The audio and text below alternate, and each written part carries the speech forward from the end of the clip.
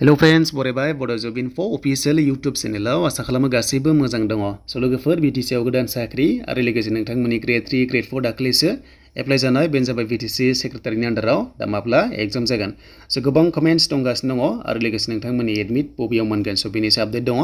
दा आसा खालाम नोंथांमोना भिडिअखौ नायनानै मोजां मोनोबा लाइक कमेन्ट शेयार आरो जायफ्रा चेनेलाव गोदानै फैदों साबस्क्राइब खालामना लानो हागोन बेफोरबादि साख्रिनि आपडेट मोनबाय थानो।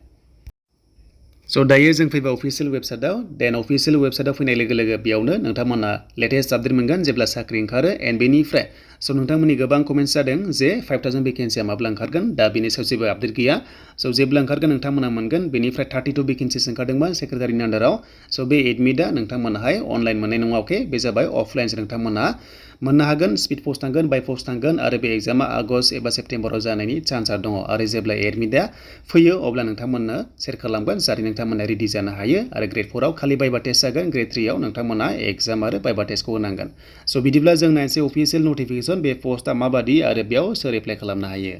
दा बे जाबाय लोगोफोर अफिसियेल नटिफिकेसन बेयाव आं नोंथांमोननो डिटेल्सखौ होगोन बेनो जाबाय नोंथांमोननि स्कुला जाहैदों फैदों बेनो जाबाय नोंथांमोना रेसिडेन्सियेल स्कुल्स बे फर गार्ल्सनि थाखाय आरो बे अनलि फिमेल केन्डिडेट बेयाव हागोन अके BTCनि जाथारनांगोन एन्ड बेनिफ्राय कस्तुरबा गान्धी होननाय मोनसे स्कुल दङ बर' बाजार एन्ड सान्तिपुर एरियायाव स' नोंथांमोनाहाय थानाय जानाय गासैबो फ्रि एन्ड बेनिफ्राय भेकेन्सि ओंखारदों स' बेनो जाबाय गासैबो BTCनो हागोन खालि चिरांनि जानांगौ बे नङा एन्ड बेनिफ्राय 11 मान्थस नोंथांमोना कन्ट्रेक्चुवेल मावनो हागोन लोगोसे बे एक्सटेनसन जानायनि चान्सआ दङ। देन बेनिफ्राय जोंहा नायनोसै दानिया मिनिमाम क्वालिफिकेसन बेनो जाबाय नोंथांमोननि फिजिक्स टिचारावहाय स' बर' मिडियामनि थाखाय रिजार्भेसन दङ बियो आरो बेयाव मिनिमाम होनोब्ला नोंथांमोना मास्टार डिग्री खालामनांगोन बेनो जाबाय फिजिक्सआव लोगोसे BEd थानांगोन आरो एक्सपिरियेन्स दङबा नोंथांमोना बांसिन चान्सखौ मोनगोन 20,000 पार मान्थ मोनगोन आरो जुदि नोंथांमोना टेट क्वालिफाइड बा स' नोंथांमोना 22,000 पार मान्थ मोनगोन बेनो जाबाय हायार सेकेन्डारि टेट क्वालिफाइड जानायबा।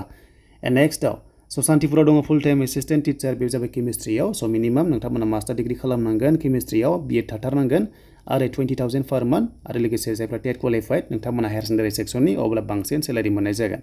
एन्ड बेनिफ्राय इंलिसनि दङ स' इंलिसावबो नोंथांमोना मिनिमाम मास्टार डिग्री खालामनांगोन इंलिसाव लोगोसे BEd थानांगोन अब्लानो हागोन थ' सेलारिखौ नायना लादो। देन बेनिफ्राय जोंहा फुल टाइम एसिस्टेन्ट टिचार दङ पलिटिकेल साइन्सआव मास्टार डिग्री खालामनांगोन पलिटिकेल साइन्सआव लोगोसे BEd थानांगोन अब्लानो हागोन। एन्ड बेनिफ्राय स' नोंथांमोना जायनोखि टेट क्वालिफाइड जेरावबो चान्सआ दं बेयाव बेखौ आं बुंबाय थाला। देन बेनिफ्राय नोंथांमोन इक'नमिक्सबो दङ बेयाव मास्टार डिग्री खालामनांगोन इक'नमिक्सआव लोगोसे BEd थानांगोन अब्लानो हागोन।